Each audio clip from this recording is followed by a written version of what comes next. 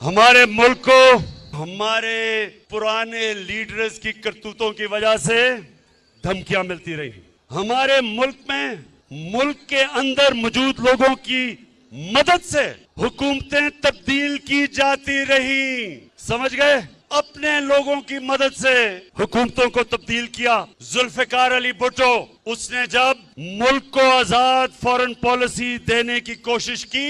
ذوالفقار علی بھٹو میرے اس سے بہت اختلافات ہوں گے لیکن مجھے اس کی خودداری ہمیشہ پسند تھی. ملک کو جب آزاد فارن پالیسی دینے کی کوشش کی تو فضل الرحمان اور بگوڑو نواز شریف کہ ان دونوں کی اس وقت کی پارٹیوں نے ذوالفقار علی بھٹو کے خلاف تحریک چلائی اور آج جیسے حالات بنا دیے گئے ملک میں. اور ان حالات کی وجہ سے ذوالفقار علی بھٹو کو پھانسی دی گئی.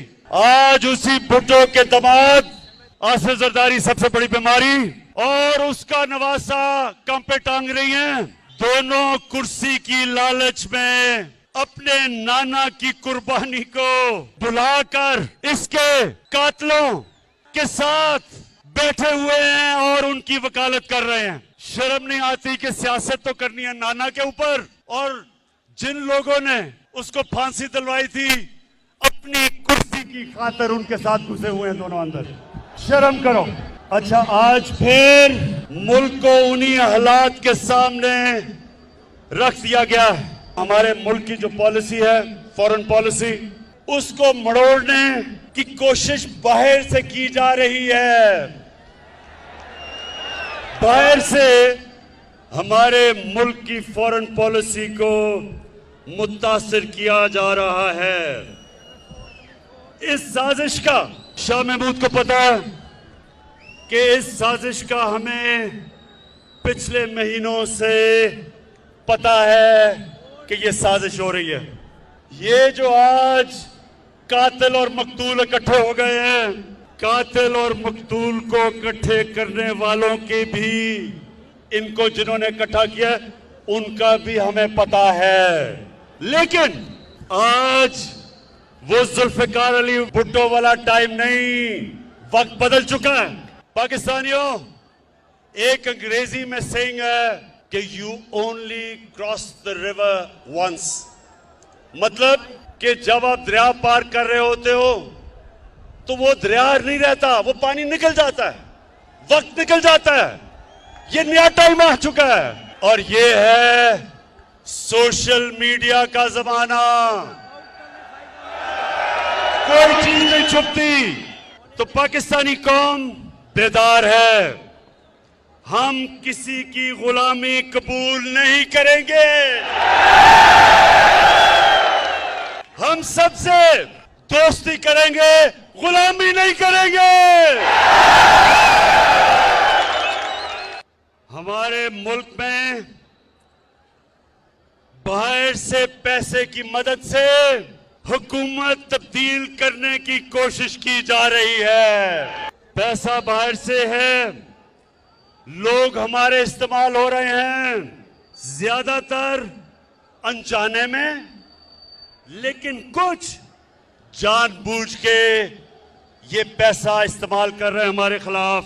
پاکستانی قوم نے یہ فیصلہ کرنا ہے کہ وہ باہر کے اربوں روپے لے کے حکومت کے خلاف سازش کرنے والے غلاموں کو کامیاب ہونے دیں گے.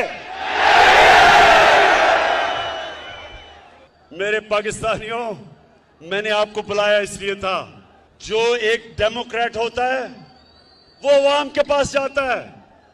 وہ کسی کے پاس جھکتا نہیں ہاتھ نہیں پھیلاتا اپنی عوام کے پاس جاتا ہے. ہمیں پتا ہے کہ کن کن جگہوں سے باہر سے ہم پہ دباؤ ڈالنے کی کوشش کی جا رہی ہے لیکن ہمارے ملک کی مفاد میں لکھ کر ہم کہہ رہے ہیں کہ ہمارے ملکی مفاد میں لیکن لکھ کے ہمیں دھمکی دی گئی ہے.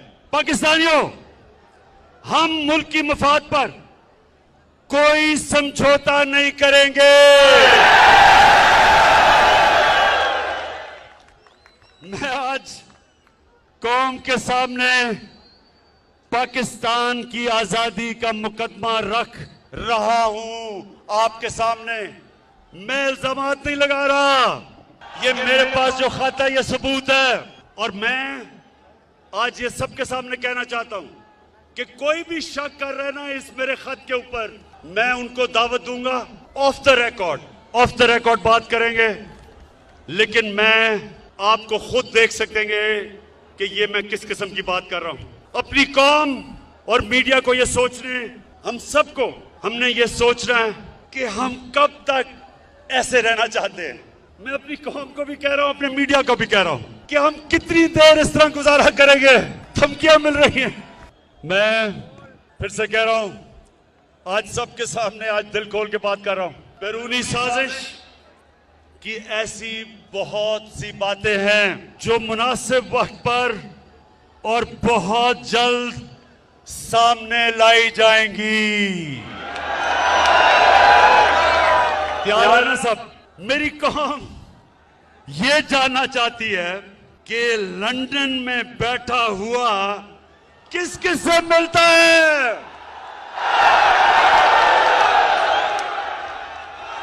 फिर से ये जो गोल मोल गोंगलू किस किस से मिलता है लंदन में बैठा हुआ, और पाकिस्तान में बैठे हुए किरदार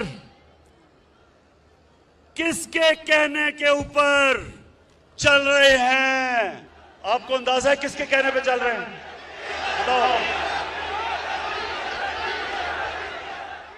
हमारे पास जो सबूत है हर चीज को मैं जाहिर कर रहा हूं। जो हमारे पास सबूत है मैं ये इसलिए आपके सामने बातें कर रहा हूं, इससे ज्यादा मैं तफसील में इसलिए बात नहीं कर रहा क्योंकि मेरी सबसे बड़ी कोशिश होती है कि मेरे मुल्क के मफादात की हिफाजत की जाए। मैं कोई ऐसी बात ना कर दूं कि मेरे मुल्क को नुकसान पहुंचे।